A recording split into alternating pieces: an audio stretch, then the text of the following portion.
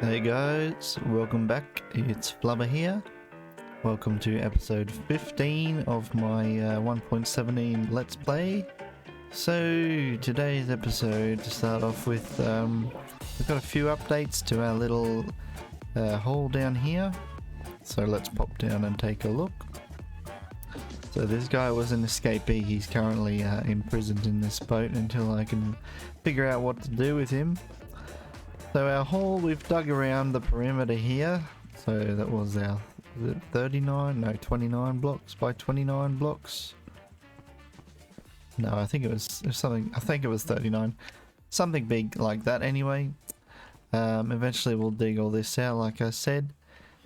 For the moment, this all here, I was thinking would be handy for our box storage. So what I've done is I've designed this system. I don't know if anyone else has designed it in the past or shown it off, but I didn't want any mechanical noise like pistons or droppers. I didn't realize that the water noise would still be a thing in this system, but I'll see if I can put up with it for a while. But how this thing works is, obviously you got a hopper chest stack here. I think there's 11 chests. That's just the way it worked out. I couldn't put 10. So here we go. As our chests isn't full yet, I'll take out a stack. All we do is drop it down here into the water, like so. And from here it goes down out the back. It shoots into a bubble column. As you can probably hear the bubbles going off in the back. Maybe you can just barely see it through the gap there. No, you can't see the bubbles. But yeah, just trust me, there's a bubble column behind there. Goes right up the back of this chest stack. And then into another water stream on top of the hopper that's leading into the top chest. So then all the items you throw in go up to the top and then they trickle down here. So it's like a self-filling kind of dispenser, I guess, just like any other system. Bulk storage system really, but yeah, you'll see the items start flowing in here. One improvement I'm already going to make on this system is I only have currently one hopper at the top that's exposed. Now that's not necessarily a good thing if I have a lot of items to drop in, so I'm thinking about adding a few more just so it gives the system a bit more of a buffer so the items don't despawn if they don't all get into the system quick enough. I know this still all looks pretty plain, pretty bare. I've still got to go and do some resource grinding so we can start building, start designing down here and making it actually look nice. But for the meantime, I wanted to kind of get the functionality started just so we have something to work with at least. So last time here was our villager breeder. We've got a little bit of excess of potatoes starting to pop in now, so... Oh, what's that? That looks like a bit of a waste. So what's actually happening here is we've reached the mob cramming limit for the villagers. So once this baby grows up, they'll all start taking damage and one of them will die. Which is good, because I believe that... What the heck is he doing up there? One moment please, let me fix this. I do not know how that happened. He was literally standing there. Maybe he hopped into one of the beds. There we go, there's that mob cramming like I was talking about before. That's interesting. Maybe they're too close or something like that. I'm not sure. Hope that hasn't broken any of the functionality of the breeder though, but we'll keep an eye on it. So down here is the start of our actual trading hall kind of area. Here's our little cubicles for our villagers, and it's a pretty standard design to have the trapdoor up the top so they can't walk out, and then place the workstation in front of them like that. But the way I've designed the mechanism to get them in there is a little bit different. So basically, pretty standard. We just have a minecart rail going into the corner of the glass here. So once the minecart goes in, touches this corner, it picks one of the villagers out because they're so close. And then I push it out manually. Just ignore that guy for now. Push it out manually. It shoots up. I might automate this eventually, but it shoots up there, comes up to here. Again, this is all kind of a bodged kind of temporary stuff. Shoots up here. The minecart hits that cactus there. Cactus breaks the minecart. The minecart is collected by this hopper. And now what we have is these little holes that the villagers can drop into. My system so far, these trapdoors are open if there's no villager in there, because as you see, there's a pressure plate down the bottom. We have 3 torches connected to each other, which basically reverses the output of the pressure plate. So when the pressure plate is pressed, the power goes to these trapdoors and they close. So the idea behind this is that if we have all these, I haven't rigged these ones up yet, but when I rig them up, all the empty ones will be like this.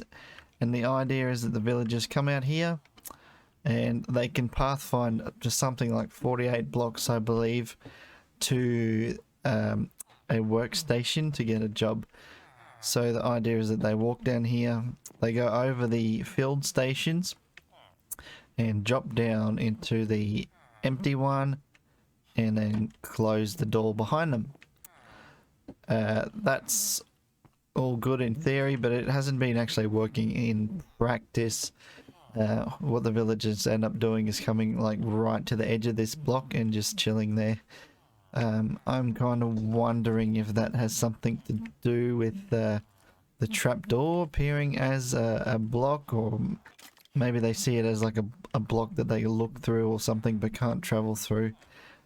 Not entirely sure. Still have to do a bit more research, but for the meantime, whilst they're kind of coming up to the hole anyway, I can just jump in and push them in and get them down into the hole and locked away safely. At least until I am sick of doing that.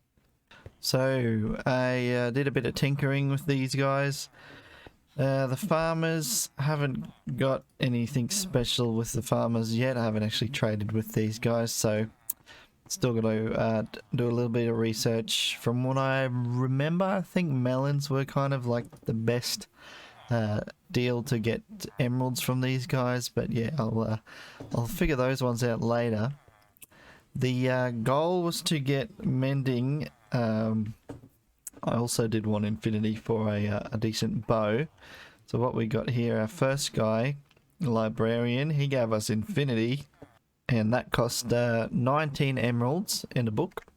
After we did that, we got another, we got mending as well for 16 emeralds. So that's actually our first mending dude that we had. So he's locked in.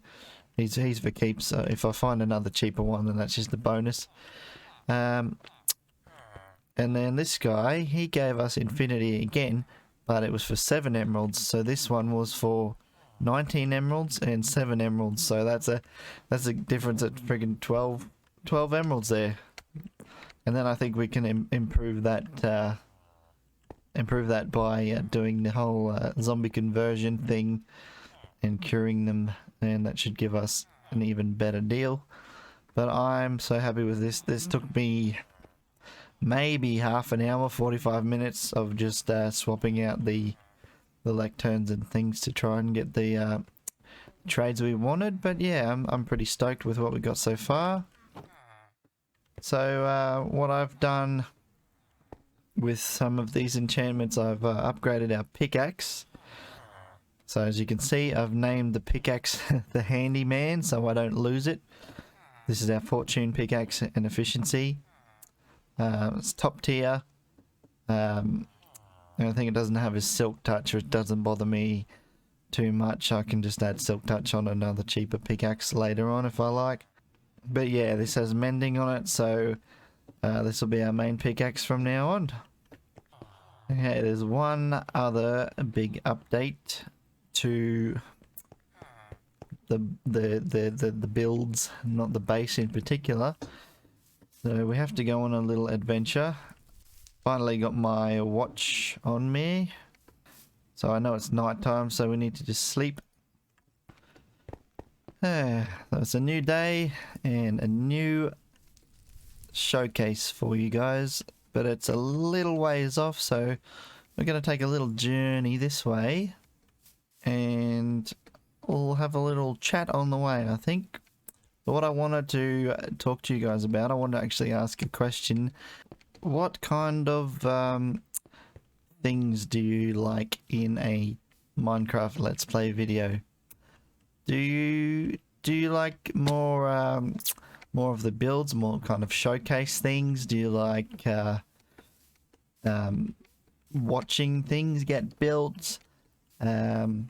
Just watching the general progress? Because what I'm starting to realize as a new Let's Player is it takes a long time just to play Minecraft, let alone trying to figure out things that I can record to entertain you guys. So between last episode and this episode, I've actually spent a lot of time doing a whole lot of nothing, pretty much. But it is actually a lot in relation to progress. We got our villager breeder going, and actually down here where we were going to head to, this is the spider spawner that I mentioned in a previous video. I've actually developed it into a grinder for XP. I'll put a link above to the creator or the tutorial where I follow this, which is pretty simple. But yeah, do you guys like what do you want? What do you want out of YouTube video? Because I'm tossing up whether I should do less videos, but kind of more content in them, like more to show off, or I can do more videos, but it might feel like I'm doing less in those videos because you'll be kind of watching as I progress, if that makes any sense. I'm still figuring it out, still playing with all different ideas and things. Saying that though, I'm still kind of relearning all the ropes and stuff and trying to get efficient at everything that is Minecraft again. So you'll have to bear with me in that respect. But yeah, I'd really like to hear some people's opinions, especially from you guys who are the first few people to kind of watch me on this little adventure. But yeah, feel free to drop a comment, just tell me what you're thinking, and I'll join in and see what we can come up with. So for now, I'm going to grind out a little bit of XP on these spiders, try and get up to level 30 at least, and then I'm going to go back to base and enchant a bow, because we have an infinity book to throw on a bow, so that would be amazing. Infinity ranged attacks. Won't have to go near creepers, won't have any creeper holes. That would be amazing. So we'll do that and we'll catch up with you then. Oh boy, I think that escalated a little bit quickly. I did much more than just enchant a bow. It's actually been about 2 days since that last little clip. So to wrap this video up, I'll do a quick update of all the other progress that I've done in that time. And we're going to start by killing some more of these spiders. Get that last bit of XP, and we'll take our little minecart back to the base because I got sick of walking over the land, down through that valley, over and over and over again, just to enchant an axe. So yeah, we have a little minecart tunnel. It's pretty quick. It's pretty efficient. Could be quicker, but I don't have lots of gold to drop on these rails at the moment. We'll make this into a nice little tunnel. Do some kind of design work to it. Yeah, that's it. Just simple, simple stop and start minecart track. That's all we need for the moment. It drops out into our little stairs. I might make a hidden entranceway to this eventually. Let's head up to the base and down into the villages section. 3, 2, 1, big reveal. Big reveal. I have been doing this for hours and hours and hours. I have lost track of how much time I've spent, but I've still got so much time left to go. What I'm aiming for is the highest level enchants I can get, and the cheapest. So let's just go. Let's show you what we've got. So we've got 2 Fletchers here. I'm using these guys as emerald farms. They start out with sticks, which is cheap as chips to get, or cheap as sticks. So I get them up to master, and then I can use the string from my spider spawner to get emeralds. And there, 2 of those guys at the moment. I might get more later. String, I get tons of string, tons and tons of string from a spider grinding session. So that's how we get our emeralds. And let's just quickly go through what we've got. We've got quick charge, infinity, mending, efficiency 3, aqua affinity, fortune 3, flame, fire aspect 2, channeling, unbreaking 3, prot 4. These 2 were the kind of ideal ones that I was chasing. So I can put these on my armor soon. And punch 2. So yeah, so I think I'll keep at this for a little while. We might end up having to extend it on this wall. I'm not too sure if I want to extend it on that wall. We'll see. But next episode, hopefully we'll get into doing some designing and making this actually look nice in here. So that's the villagers. The tools, we've got the lumberjack. Breaking 3, efficiency 5, and mending, of course. We've got the slasher. This was for the looting, just so I could mainly get more leather from my cows. We've got the handyman, of course. The spider slayer, unbreaking 2, sweeping edge, and bane of arthropods, just to get those spiders disappearing quickly. And the bow, which I haven't named yet, which is pretty much top tier. I didn't realize that I couldn't put infinity and mending, which was a bit of a bummer, but obviously infinity kind of trumps mending, so you don't have to keep making arrows over and over and over again. So I'll just repair this until I can't repair it no more. So thank you so much for watching, guys. Hope you enjoyed this kind of progress update video. I know it's only like 15-20 minutes long, but to me it's been 3 days. It's been a long 3 days. And yeah, so hopefully we'll get the enchants we need, we'll get the gear we need. Maybe we'll go to the nether, look for some netherite stuff, but I'm feeling the Ender Dragon fight coming on very soon. And maybe even some bigger builds. So remember, if you like this video, drop a like, and if you want to keep up with my future videos, drop a sub and hit that bell for the notifications. Thank you guys so much for watching, and I'll see you next time.